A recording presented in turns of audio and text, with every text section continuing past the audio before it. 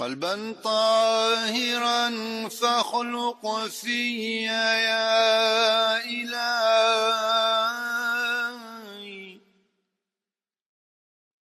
سرا ساكنا جدد في يا مناي،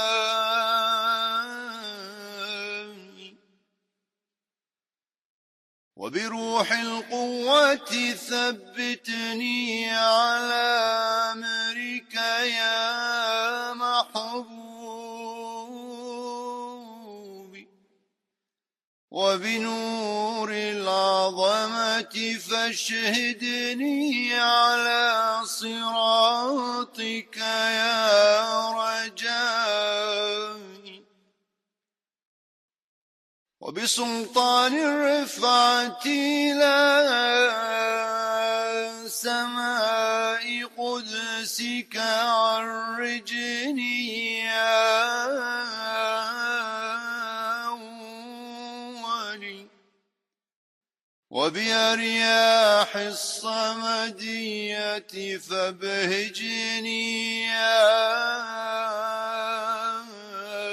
آخري، وبنغمات الأزلية فاسترحني يا مونسي،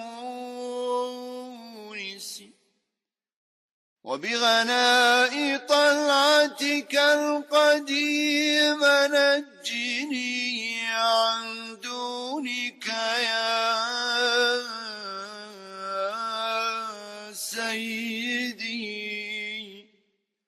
وبظهور كينونتك الدائم بشرني يا ظاهر فوق ظاهري والباطن دون باطني.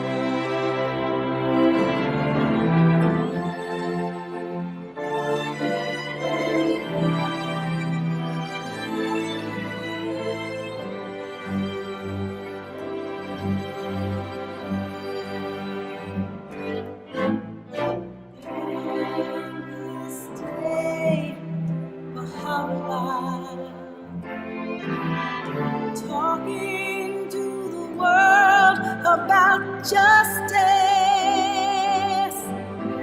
Oh, what a wonder is justice. Surely it's the day of God.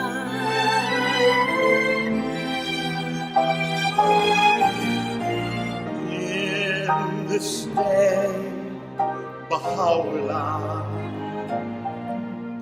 talking to the world about oneness. Oh, what a wonder this oneness.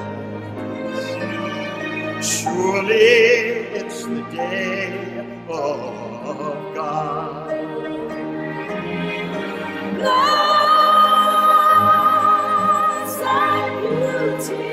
Blessed beauty, that is my blessed beauty. blessed beauty, Hallelujah, hallelujah, hallelujah. hallelujah. He has come. He has come.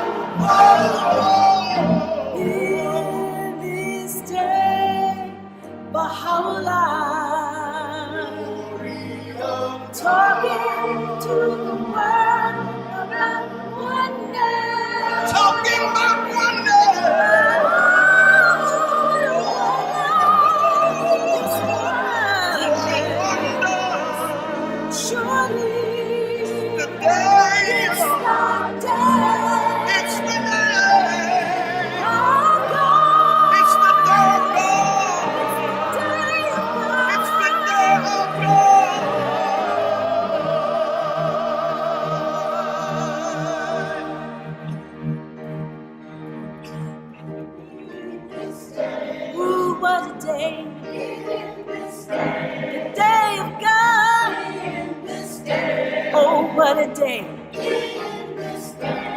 Oh, I long to pray His holy name. He's my guide. He's my shelter. Baha'u'llah, Baha'u'llah. He's my sword. He's my shelter. He's my story. He's my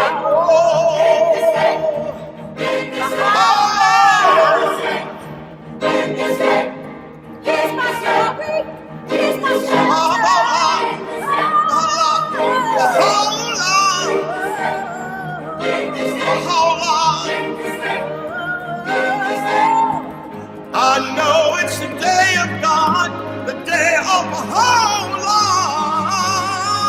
I know it's a glorious day.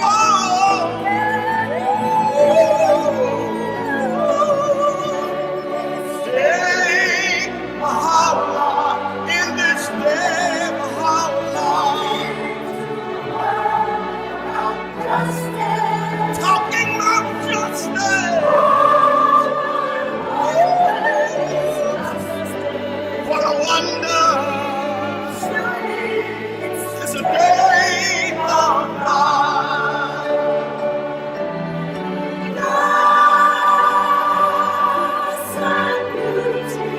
Blessed beauty.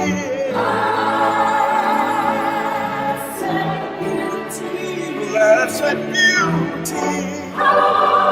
Hallelujah. Hallelujah. He has come. He has come.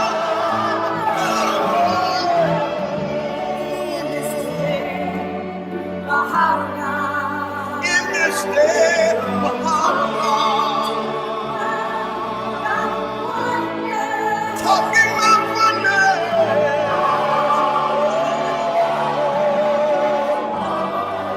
What a wonder. Surely, it's the day. It's the day of God. It's the day of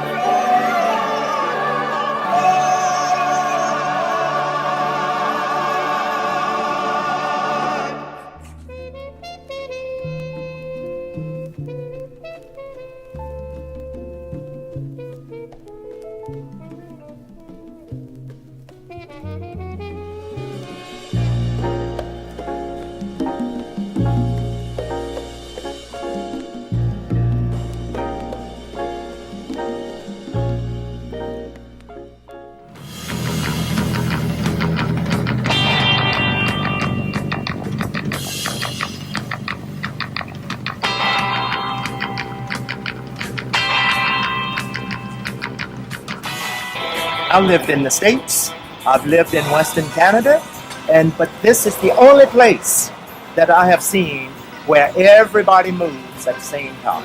Oh God, I've known Raymond since 1963 or 64. Even invited us to one of his Friday night, what do you call that? Firesides. I found him to be a very, very interesting person. I was searching to reach out Baha'i communities, and he was a treasurer at that time, and he also had a fireside every Friday, I think. I met Baha'i 20 years ago. I was a youth. I was a baby Baha'i. I just became a Baha'i for like 6 months in Saskatchewan. And the first thing I did when I arrived in Montreal is I asked for where can I find a fireside? And somebody told me about Raymond, and I came here, and he welcomed me in his home as if I was a member of his family. And now that I know him a little better, his soft demeanor and sense of humor, and I think we just have great conversations. Okay, I will talk about Raymond. When Bill brought me the first time, we were just boyfriend, we just got engaged. So in 1995. 1995, and we started to bring me to join his fireside. And then when we got married, I chose Raymond to be our MC at the reception. Assembly together. You were in the same Baha'i community. Yeah. Me, I've known Raymond since became active Baha'i faith in 1978. I started coming here in the fall. Yeah. On Firesides, and I used to come practically every Friday that he had a fireside. Oh, it was gorgeous, Raymond. 40 years ago, Raymond was absolutely gorgeous. And he could sing songs and write his songs, and he had a following like a rock star. Indeed. All the youth were sitting around him. Hey, remember? Yes, remember yes. those days? Raymond was like a rock star. Raymond was in the community when I came to Montreal, and he was on the assembly, and I had learned that he was doing firesides, and I attended his firesides, and one day I brought my husband with me, who was not going anywhere usually. He's like, the guy who's in the back of everything, and I was in the front. And Henry really loved and respected Raymond, and he would go to events, only events where Raymond was doing something. So we developed a great affection for Raymond that way. So many years ago, said to me, come to Raymond's fireside one Friday, and that's how I met him. I've got a song, I've got a song to sing. I've got a song, I've got a song, I've got a song to sing. Wake up every morning as the sun arises. I wonder what the day will come right in. bring. If the going is tough and the road gets rough, I've got a song to sing. I've got a song, I've got a song, I've got a song to sing. If the going is tough. Well, I became a Baha'i in 1962. And shortly after becoming a Baha'i, I became quite active in the community. And I had read quite a bit about the Baha'i faith, and I liked everything I read. And of course, on becoming a Baha'i, I read that our first duty was to tell people about Baha'u'llah. And to teach the faith was the first duty of being a Baha'i. And I soon discovered that the most practical way that I could do this was by having firesides in my home.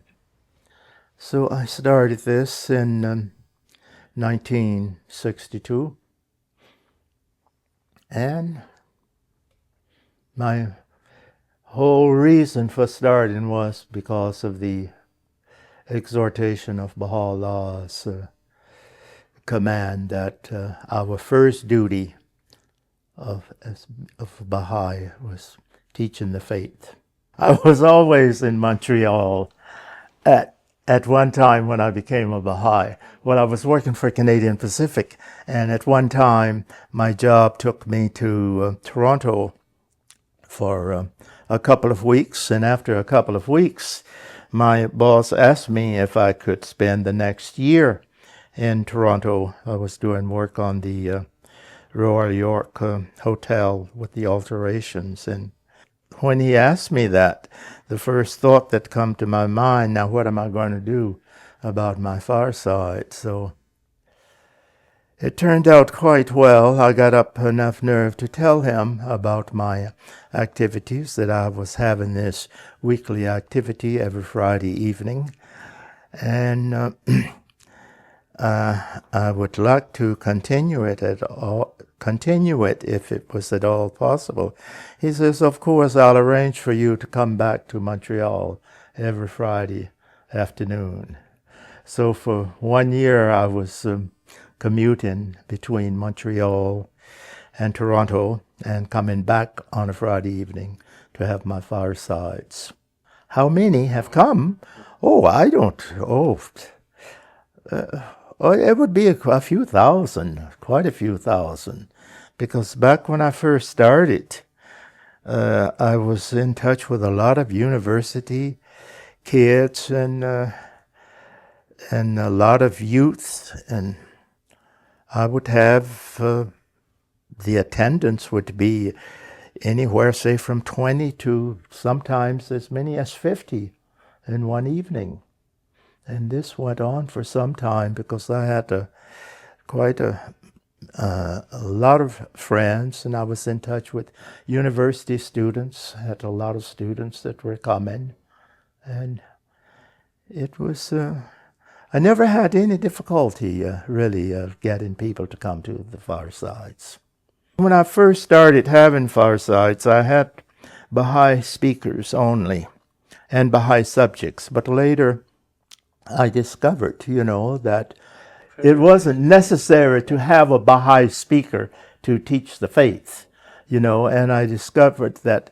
And then too, I think for one reason for the success of me having so many people to attend my Firesides is that I was making use of them. Anyone that showed interest in certain human affairs or certain spiritual matters during the discussion, I would seek them out and have them as speakers, non-Baha'is. And I found out that this really got attracted, not only, it attracted some of the people to the faith. They later become Baha'is. Of course, the topics, it should be topics of human affairs and so forth, but sometimes I would ask speakers, to speak, and they would come up with, they would have interest in something like snakes and things like that.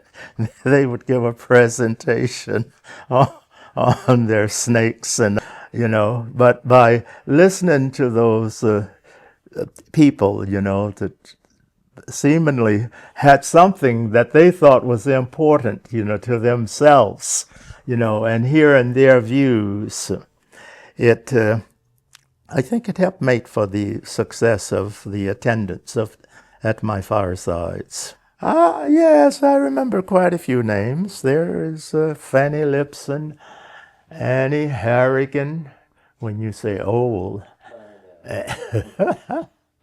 And of course, Ina Beveridge and Hannah Laurie Usman, Sylvia Sauer, Emmerich Sala. Oh yes, I had Emmerich. He's spoken at my Firesides on several occasions. Emmerich and Rosemary. Mm-hmm. And I've had representatives of the other religions. I think I've had representatives of a good number of the Christian denominations, like the Mormons, the Jehovah's Witness, the Lutherans. I've had people of the different Jewish Orthodox religions speak. I've had people of the Muslim faith, the Buddhist, just about all the different religions. I have the Catholic priests to speak. Yep, good evening, everyone. Welcome to another Friday evening Fireside. Special welcome to those that I haven't seen at all this year, like Yvonne and Terry. And have I seen you this year? Oh, I did. Okay. Mm-hmm. Yes. A warm welcome to all of you. Last week, Dorothy spoke on why she became a Baha'i. Last month. Oh, that's right, last month. And a month from now, the last Friday in June, Tony Reitmeyer from up north. What's the name of the place he comes from? Does anyone remember? Bay. Where? James Bay. No, you're close. Frozen North. Mm-hmm. Yeah. Anyway, he is going to be speaking on, listen to this. Is there a future for mankind? This will be the last Friday in June. And tonight, Stefan is going to speak on why he became a Baha'i. So we're having two talks on why people became Baha'is. And one of the main principles in the Baha'i faith is the independent investigation of the truth. And Baha'u'llah has made it the responsibility for every individual to see with his own eyes, hear with his own ears, and use their own mental capacity for thinking. So that's why I guess we hear a lot of Baha'is speak of why they became Baha'is, but we never hear of anyone speaking of why they became a Christian or a Buddhist or a Hindu. We just know for a fact, that they were born into that civilization. Forever and strong, I'm gonna sing my song in the airport kingdom of God. I've got a song, I've got a song, I've got a song to sing. I've got a song, I've got a song, I've got a song to sing.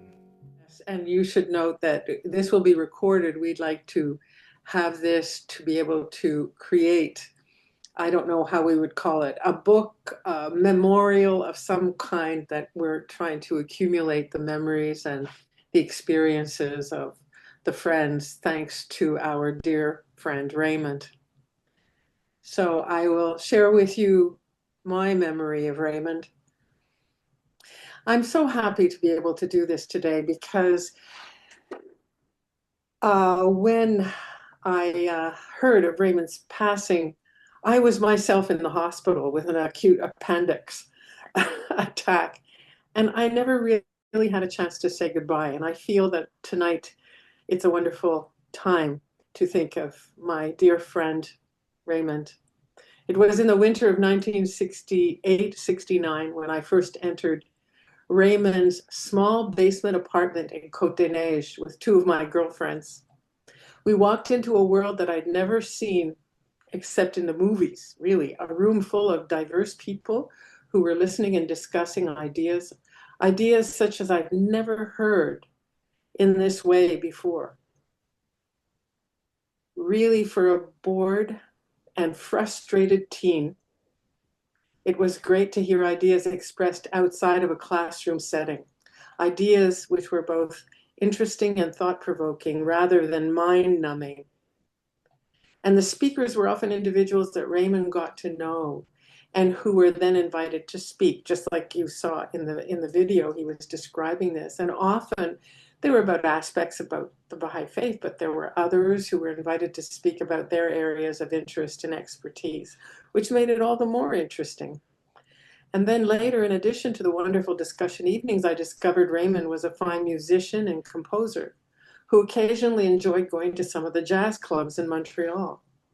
Having lived most of my early life in an all-white neighborhood, first on the Gaspé Peninsula and later in the western suburbs of Montreal, Raymond introduced me to African-American culture and music.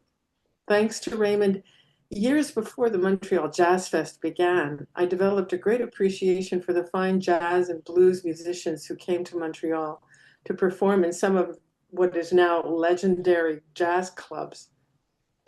It was also at Raymond's fireside evenings that I first met my husband over half a century ago. And later I discovered that Raymond had worked for my father-in-law's architectural firm here in Montreal.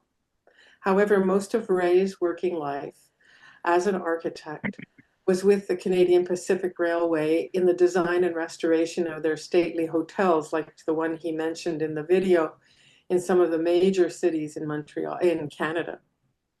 In fact, some of those were originally designed by William Sutherland Maxwell and his brother. And it's quite interesting that Raymond continued to work on these fine buildings. Raymond's hospitality and warmth is a precious legacy for this community. Many of us learned through Ray's evenings how to host informal discussion evenings, through our participation in those firesides. In the 1970s, Ray bought a duplex, we call them duplexes here in Montreal, on a street that was once called Maplewood and is now known as Edouard Montpetit, and continued to host his firesides. Sometimes we wanted to linger after the fireside, but Ray was just too tired. When I think of him commuting from Toronto, but that at least was just for a year, but still he was too tired to have us stay very late. So we'd all meet up at the local deli down the street and prolong our getting together. And usually we'd have our Montreal famous smoked meat sandwiches at the same time. Raymond also would participate in Bahá'í summer school programs. And we had an old farm about an hour's drive north of Montreal called Beaulac. And he would bring his guitar and regale us with his warm, beautiful, and powerful voice. And over the years, my husband and I had the pleasure of serving on Baha'i administrative bodies with Raymond, and some of you were on those bodies as well. And he always strove to make positive contributions to our consultations. When Raymond retired, we missed him a lot since he was away in the winter months. But once summer began, his great hospitality was inviting several friends, and I think you saw some images of this, for a delicious pancake breakfast on his back deck. Here again, we reveled in the warmth Raymond always expressed towards his guests, be they old friends or new acquaintances. He saw the world as one country, and all of us as members of one family. And if we have a few friends who would like to share some more of these memories, well, then maybe we can have Gilles. Gilles, aimerais-tu dire quelques mots au sujet de notre cher Raymond? Ben oui, évidemment. I would like to say those words maybe in English because English was the language that Raymond speak the best. So I will tell you a little story. In those days, my life was very, very difficult. It was like a desert. It was like emptiness. And one of these very cold Friday nights, it happens that I arrive at this oasis in the desert, the oasis of Edouard Montpetit Avenue. My first night there was very, very exciting. There was a chair and there was a speaker there. And my English in those days were not very good. So I could not understand very well what was the subject and what was going on, really. But when Raymond got up and he offers us coffee or tea and cookies, well, then start really the real night. Then I can feel something that I have never felt before. Happiness, friendliness, brotherhood. And then there was a discussion. People talked together. It was something very, very, very unusual for me in those days. And even though the speaker was difficult for me to understand, I keep coming at this fireside every Friday night after, because I can feel that there was something in the talk after when the cookies were served and the coffee was served, there was, for me, something unusual.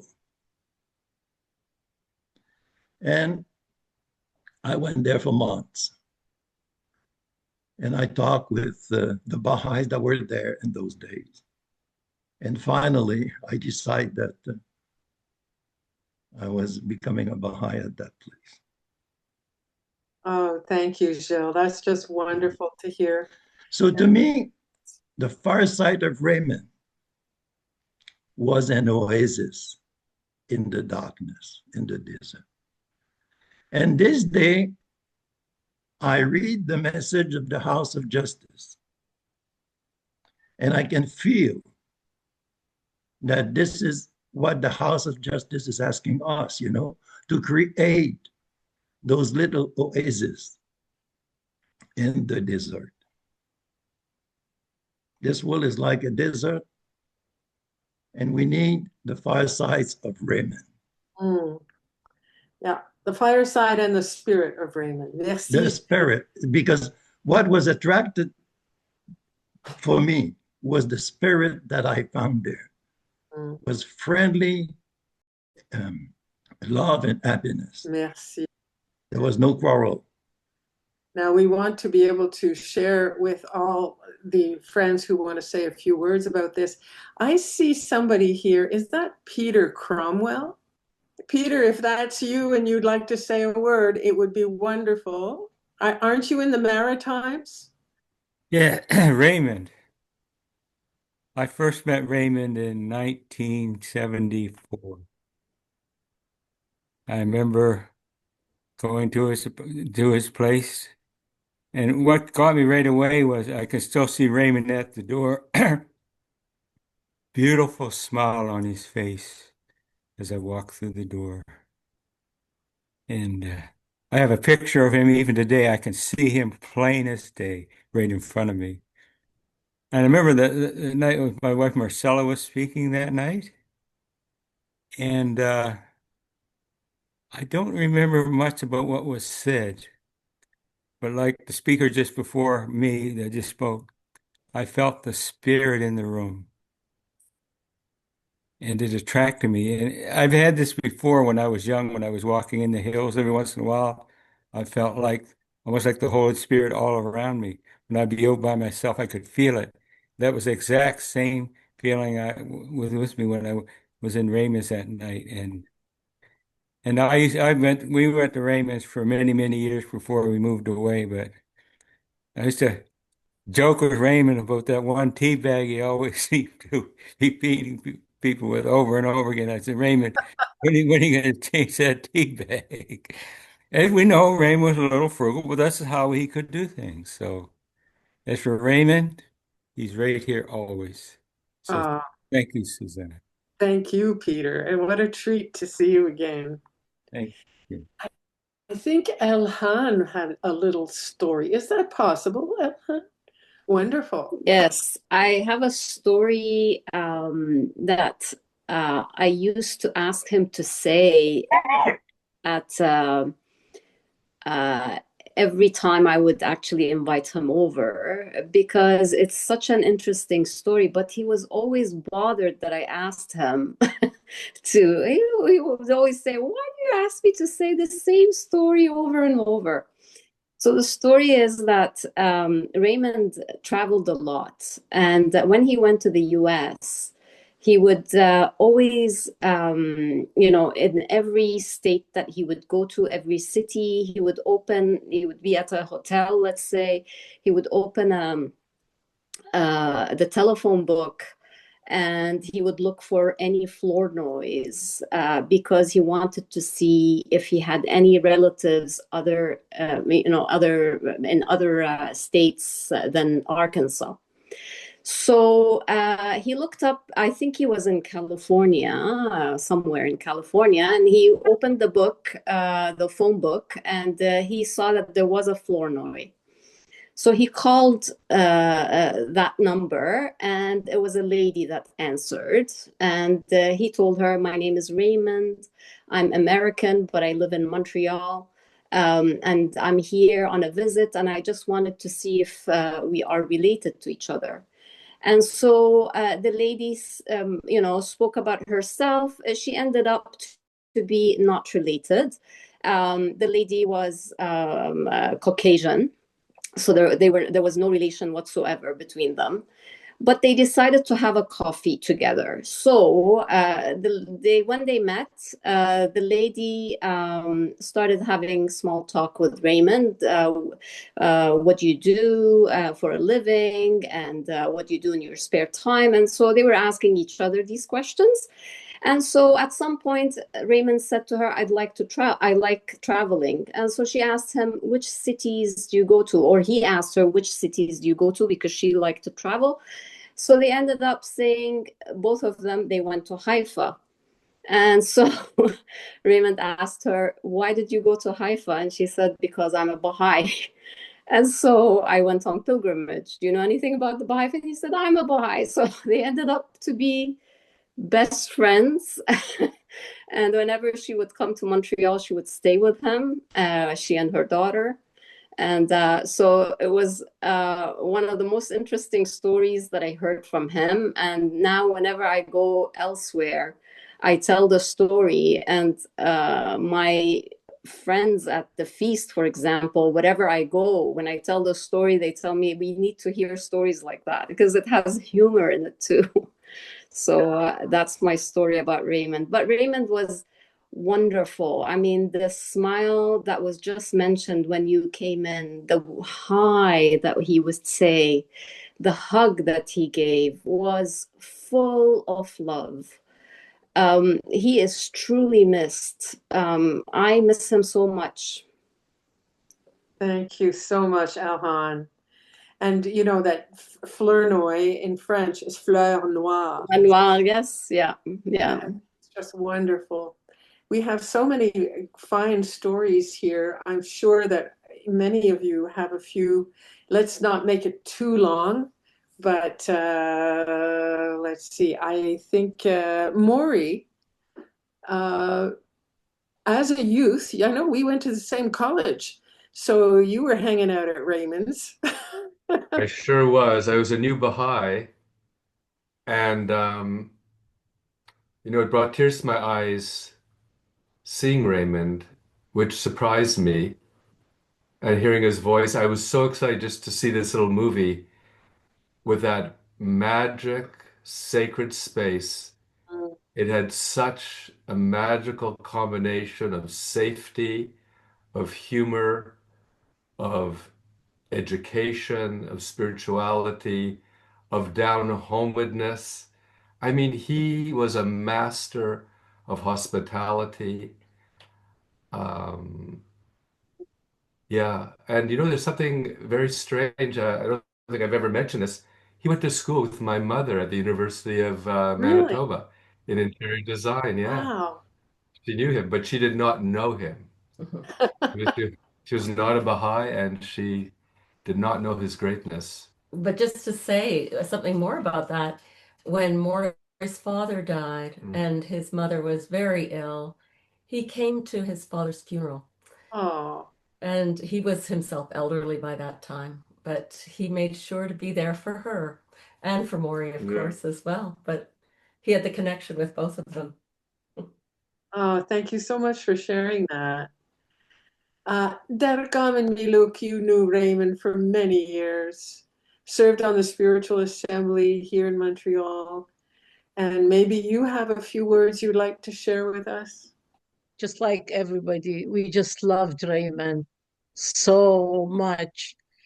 And he became like an uncle to Leroy and Haider. Until now, actually, when they speak, they say, Ammu Raymond. They always remember. He was an awesome person. He loved everyone. And he joked with us. And often he loved the tahdik, the bottom part of the rice. So whenever I invite him, which is sometimes weekly, I make sure to have some tahdik for him. He loved that. And, when we went pioneering to Yemen and came back, he said we stay with him. So we did, actually.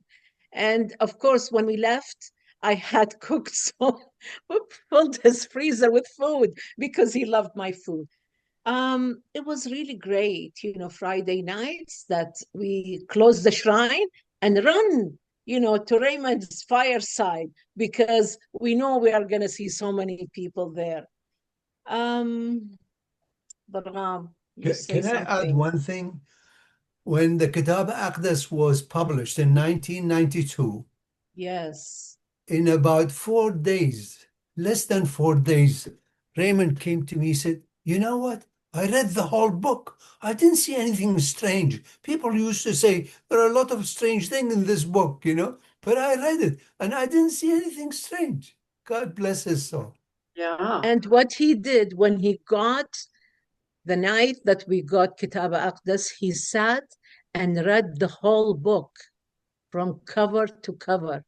He wanted to know how was it, because at that time we speak about it because we read it in Arabic or other languages, but that was something really special that till the morning, of course, we were sleeping in his bedroom, in his bed, and he was sleeping in the office and with the kids with us. So in the morning, he said, I read it.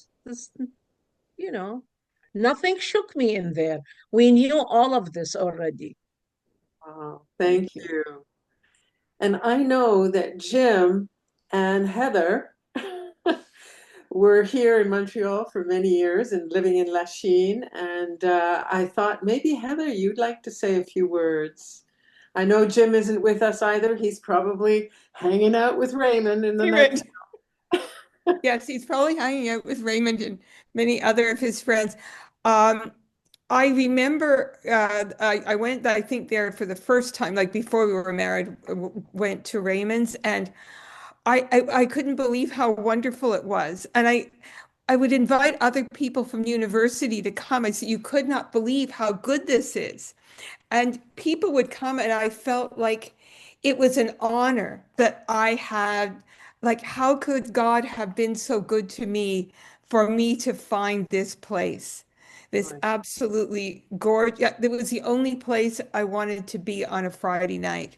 And we went for years. I mean, we even went when we would bring like our oldest, when we had one like Craig, we would bring him and he would like play in the other room, And I remember Fred Ward staying with him, and Fred Ward looking after Craig when he was small and teaching him drama games and stuff. And also Raymond sang at our wedding.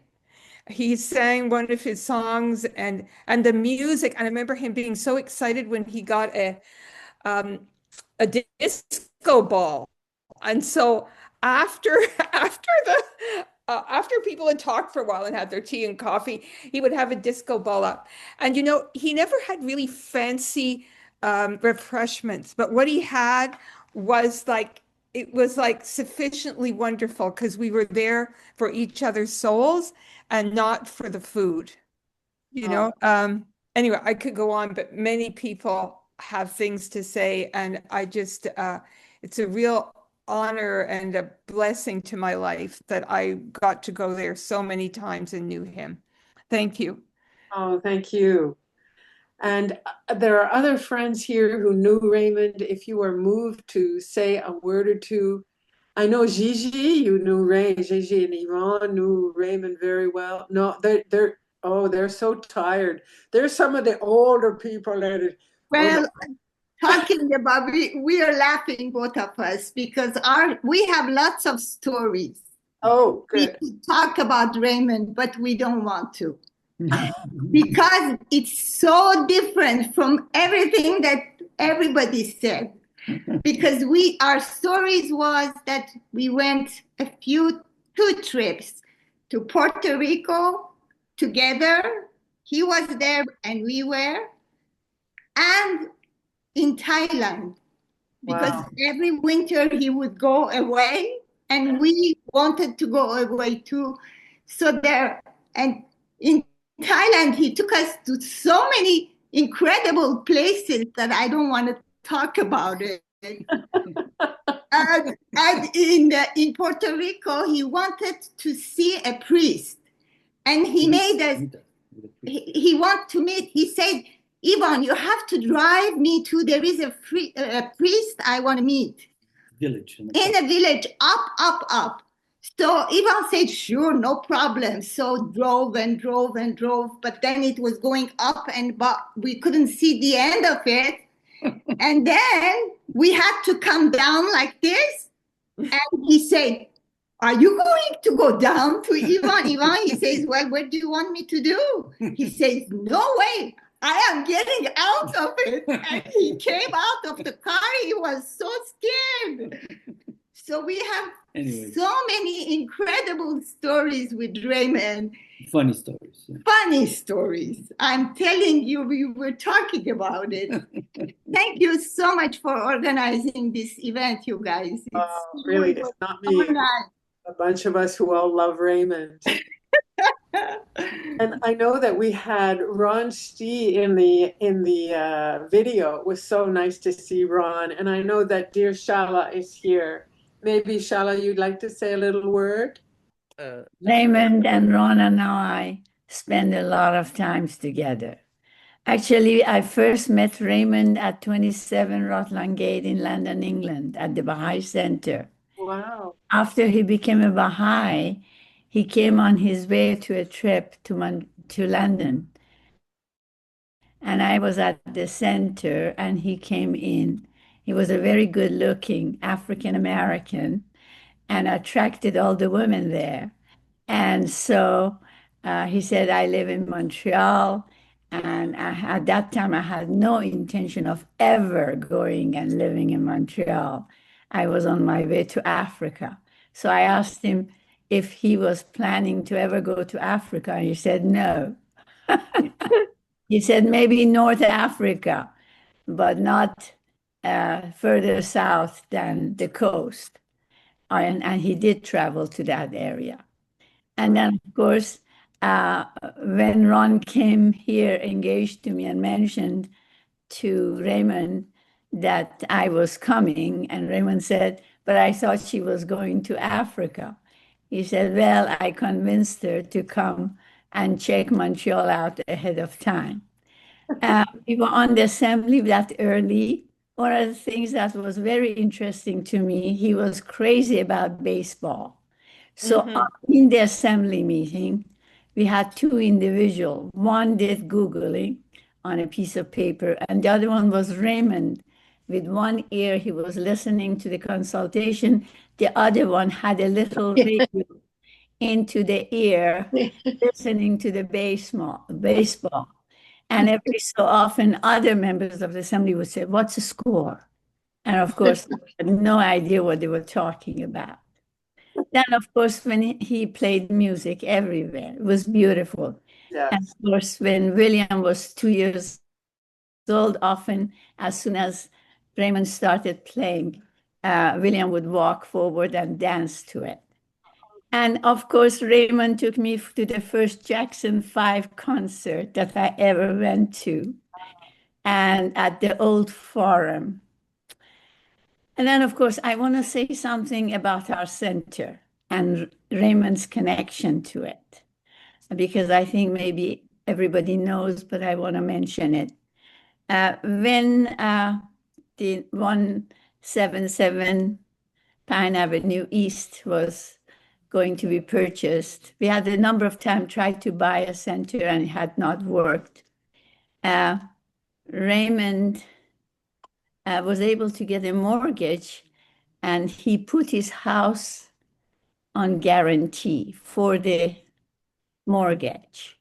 And without it, we could not have purchased the center. Of course, there's a connection also with Rui Khanum, because when Rui Khanum arrived in Montreal, she was so excited that we had a center. It had been her mother's dream.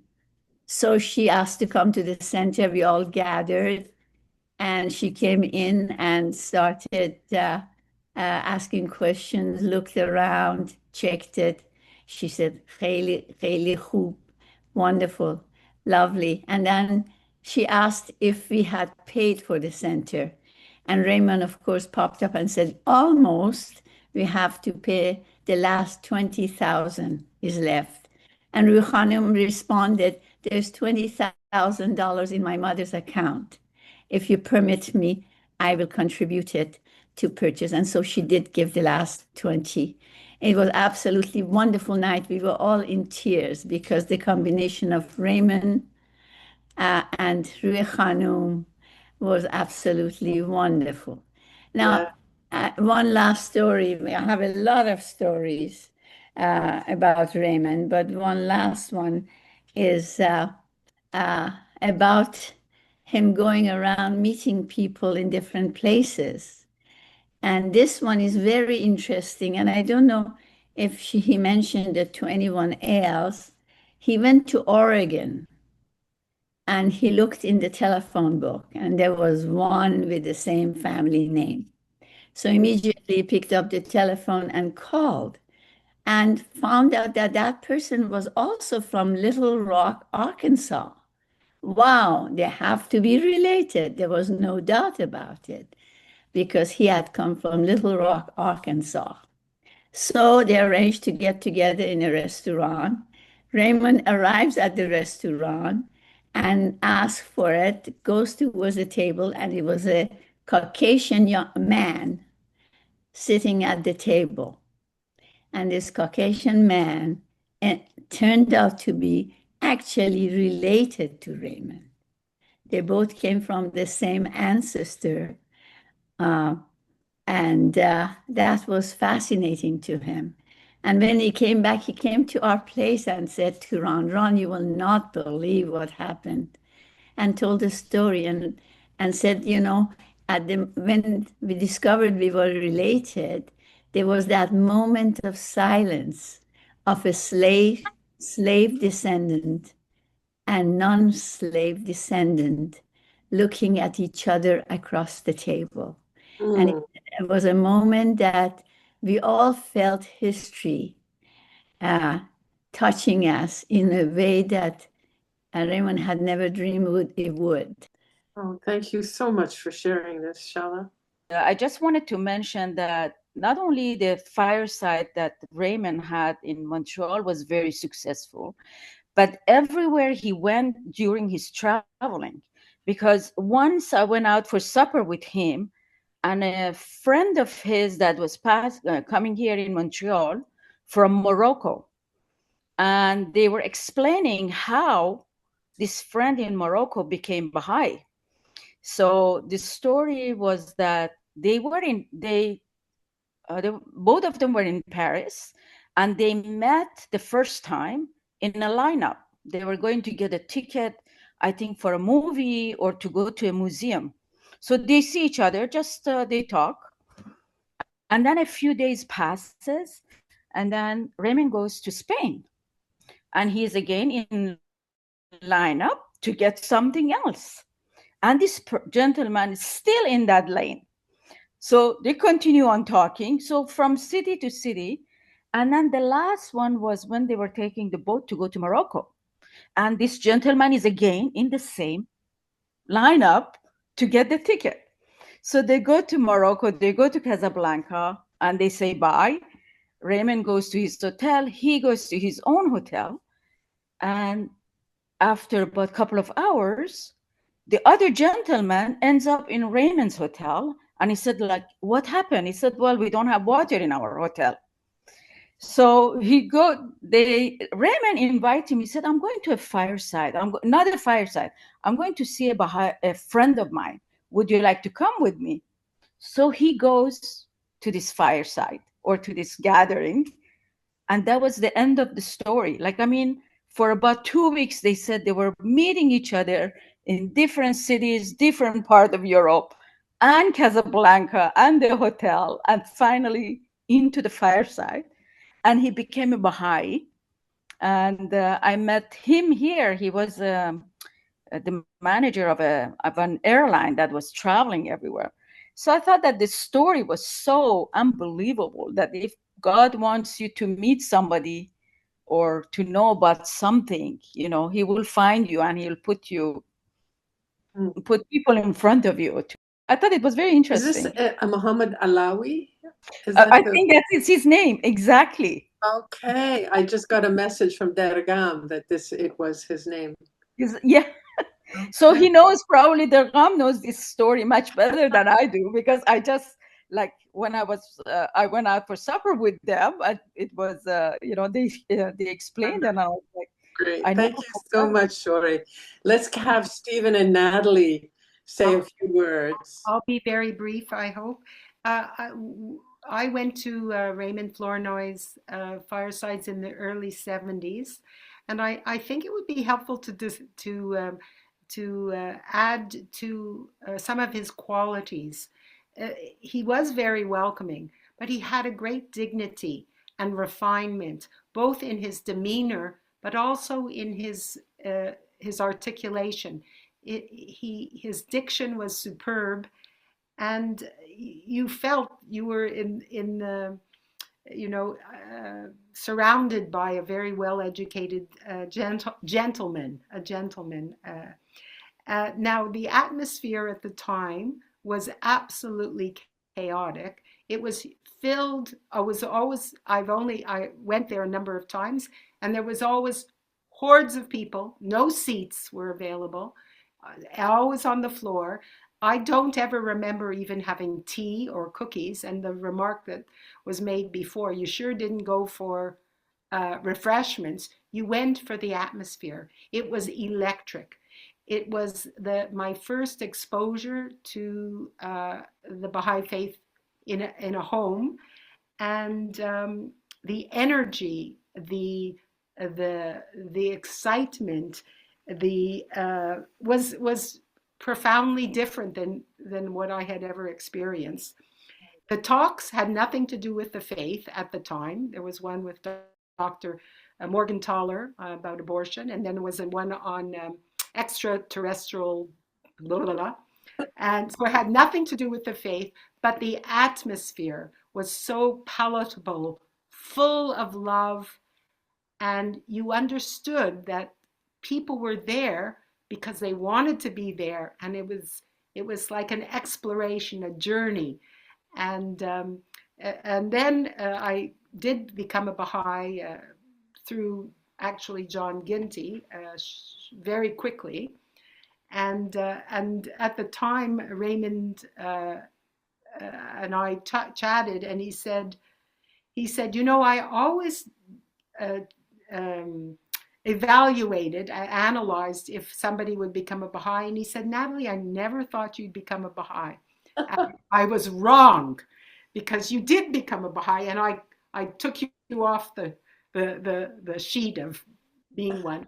And so I was glad he was wrong, and he gave me a ring that came from Iran that had the ring signal, but it was on black on black, so it was like a protection in Iran, so people wouldn't know that you were a Baha'i. Wow. Now I know Stephen wants to say something, but thank you so much for organizing this, because these memories are so important. He really was a model of who you could be and how to welcome people, even without lavish refreshments or status symbols or any of that. It was pure, authentic Raymond. Thank you. Stephen. Well, it was in the 70s. I don't know exactly when, but I was not quite at a Baha'i yet, I think, when I first went there. It was an experience I never had before.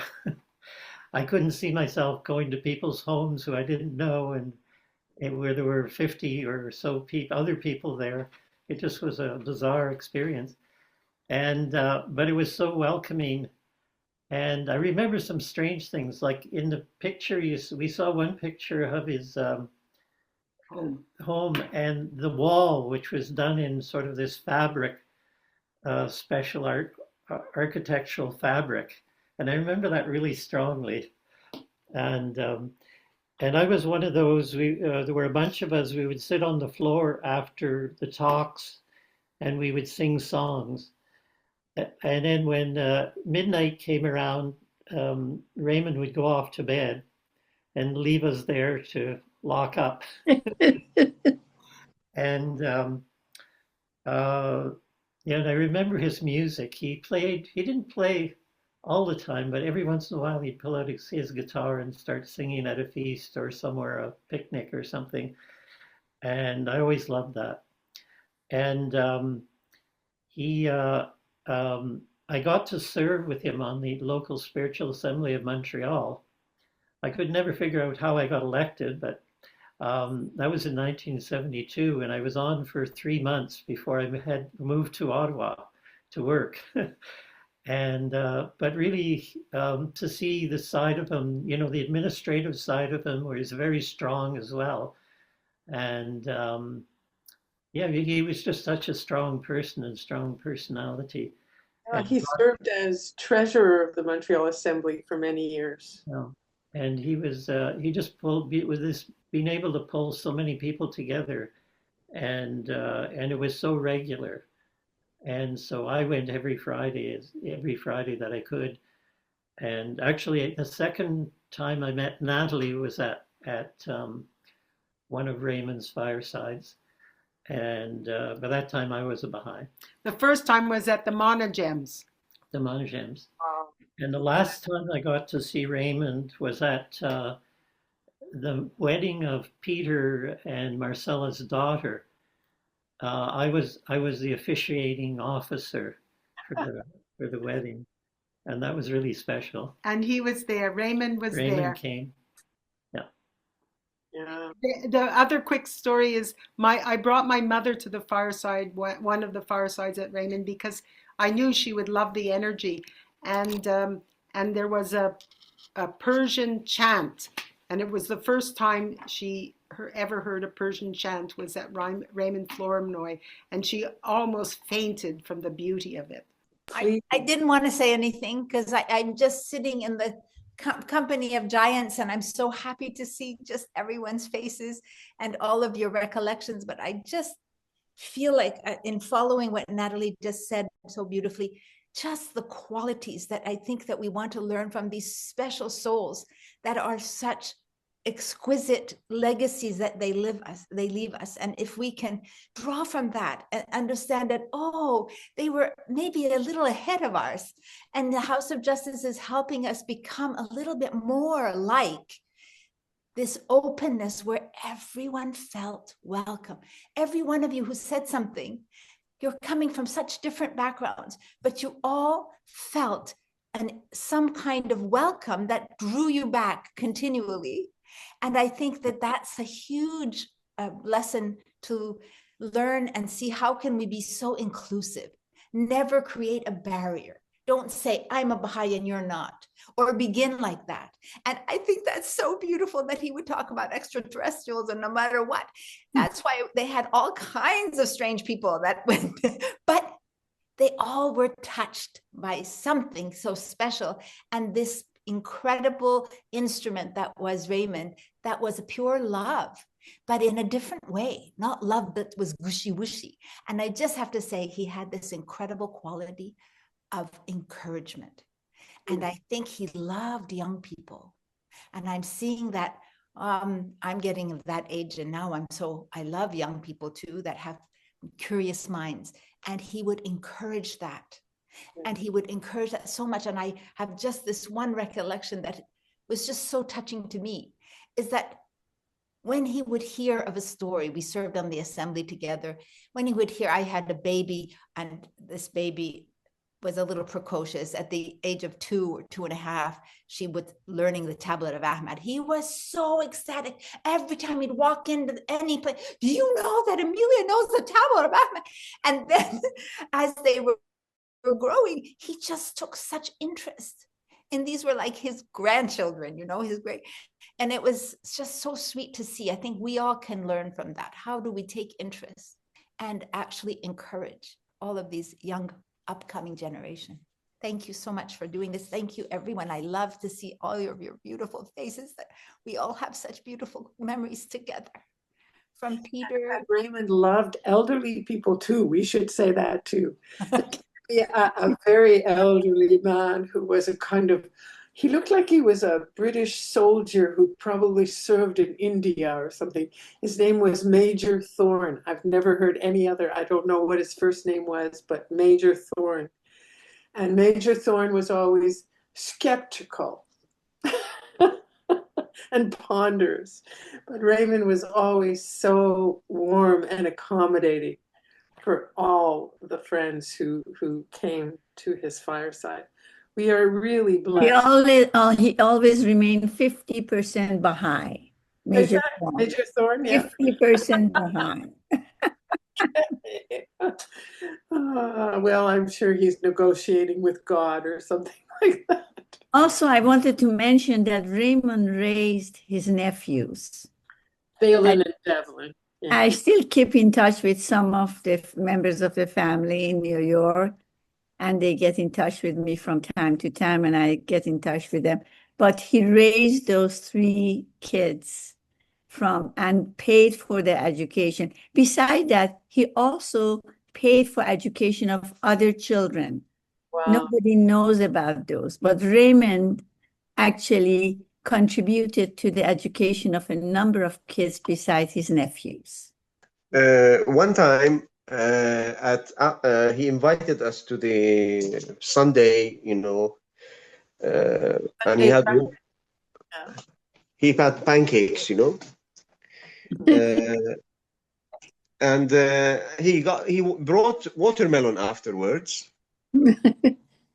And I told him after eating the watermelon, I said, the watermelon refreshed and gladdened my spirit. He said, Burhan, you are no more sorrowful and grieved. You are no more dwelling on the unpleasant of life. He knew that I'm bringing something from the prayer, Yeah. Refresh and gladden my spirit. The other thing is that when I had difficult times, he asked me if I need money. Wow. Yes, and whenever I brought the children, he would carry them and talk to them, and he loved children. Can I just say one little thing that's been on my mind the last 30, 40 minutes. I don't know how others feel about this. He was actually low key. Like he wasn't like this figure who was commanding attention for himself, right? Maybe I'd like to be that kind of person. But and fail at it. But he would create space for people. He was like, there was a mildness to him. But if there was conflict, if people started getting uppity or started arguing with maybe what the speaker is saying, then he would be very firmly put a stop to that. Like in such a he had that backbone. But I never really saw him get very excited. Other people probably did, but he was just it's like maybe a kind of egolessness. It allowed for so much for others to do whatever they wanted to do, and he knitted everybody together in this way. Thank you. I think he came from a very large family as well. And I think that living in a large family sometimes helps us do this kind of thing as well. We have to cope with all the different characters in the family. But Raymond really was, as Natalie also mentioned, he was dignified. He just had a wonderful demeanor. And is there anything else that we wish to say? Maybe we'd like to finish with a little. Just want to mention about the snake. How many of you were there at that fireside? The snake? Am I the only one? Well, when he had the apartment on the first floor, he invited all of us. He said, I'm going to have a very unusual fireside. Please come. So the room was packed. And this man came in with a cloth-covered container and put it on the corner and start talking about snakes and cobra and different types of snakes and how snakes can be such a friend of people. And I'm so scared of snakes. I would rather face a lion than a snake. And so the conversation went on, and he talks about where they come from, what's the culture or genetics and so forth. very scientifically. And then he went into the fact that they made a very good pet. And then suddenly he took the cover from this thing, and there was this huge snake. The room emptied. That room had door to the outside. People just poured out of the room and left the room because he took it out and started playing. So that was the night of the snake. And we have Nan. You have your hand up, Nan. Would you like to say a word? Yeah, I want to go last. Okay, you are last. Am I last? Well, I'm probably the only one here who has never met Raymond. Well, I came a year after he died. I came to Montreal area in 2016, and he died in 2015. Is that right? Yeah. So that's why I never met Raymond. But this meeting, I mean, I've heard so much about Raymond since I came here, and he's always been a shining star in my imagination. And I've seen pictures and heard him sing and heard Todd's lectures devoted to him. And it has given me a link to Raymond. But I have something funny to tell you. When I came here, I had a cousin who was living in Montreal, and his wife was very ill. And I used to visit her. And she had a caregiver who, when I mentioned that I was a Baha'i, she seemed curious about it. And I found out later that this Filipino caregiver, nurse, had been to one of Raymond's firesides. So that was my link to Raymond, as well as all of these wonderful stories. And I thank you all for telling more stories that just have deepened my love, and it's given me a tremendous desire to have a fireside. I don't know where it will be, but I hope it will be like his fireside.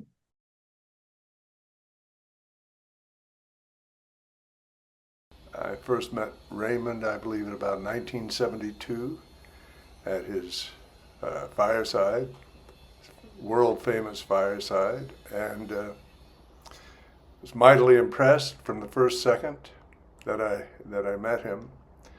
His manner, his dignity, his poise, pride that he had in being a Baha'i and being himself. And I believe we all learned a great deal from Raymond Flournoy. We still miss Raymond. He provided such a sense of community all by himself. It was amazing, really. And he gave us the courage to be who we wanted to be, who we were. When you spoke with Raymond, he always made you feel that as if he was speaking strictly to you, and that you were important. He had such a gift, such a human gift, a great example. But originally, when I was invited to participate in the tribute, someone mentioned that they would like me to play the guitar. Now, I wouldn't do this for anybody anymore because I'm a terrible guitar player, terrible singer, but because it's for Raymond, I thought I would play a couple of verses of a song that he liked to hear me sing once in a while. Of course, Raymond was a magnificent singer. He had a beautiful voice, an angelic, spiritual, musical, beautiful voice. And he wrote songs, and we all are familiar with his famous song, I've Got a Song to Sing.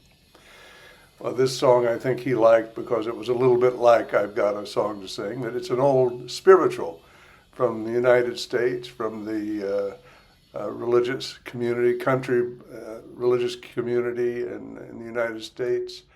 And he knew the song, and he was surprised when he first heard me sing it.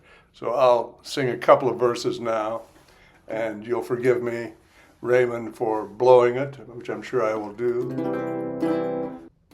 I've got shoes, you've got shoes, all God's children got shoes.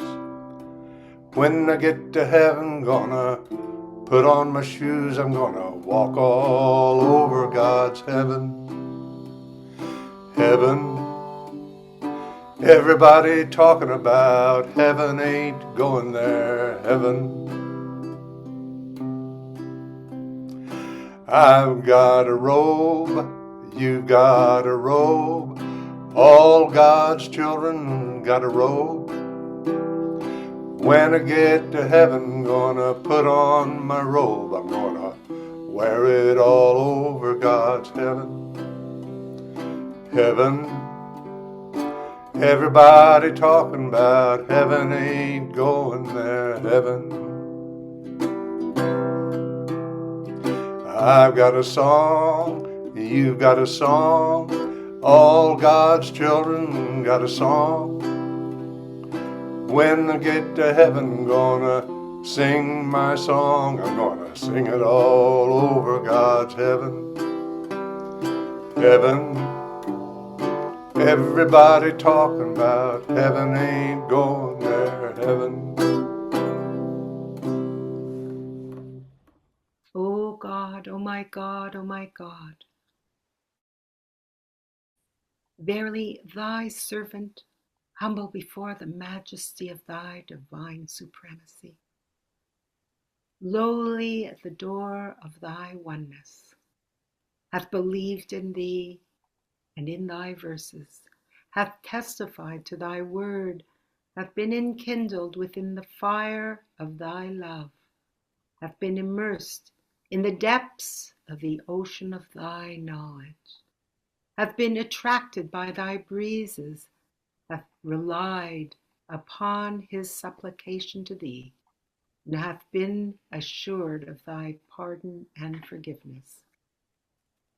He hath abandoned this mortal life, and hath flown to the kingdom of immortality, yearning for the favor of thy meeting, of meeting thee.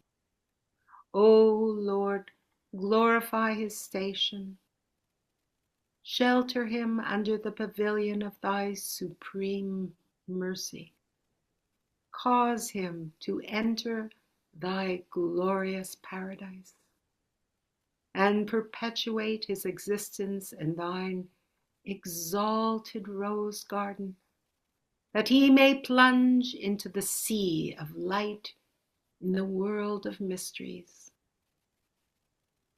Verily, thou art the generous, the powerful, the forgiver and the bestower.